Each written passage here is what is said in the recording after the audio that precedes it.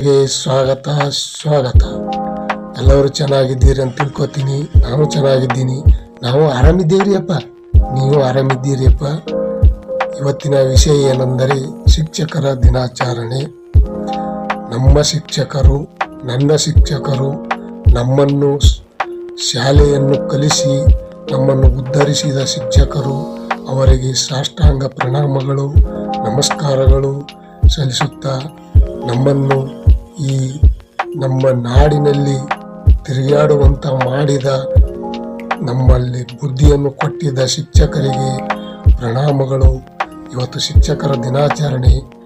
ಶಿಕ್ಷಕರಿಗೆ ನಮ್ಮ ನಮಸ್ಕಾರಗಳು ಹೇಳುವಂಥ ಯೋಗ್ಯ ಭಾಗ್ಯ ಬಂದಿದೆ. ನಾವು ದಿನಾಲೂ ನಮಸ್ಕಾರ ಮಾಡ್ತಿದ್ದೆವು.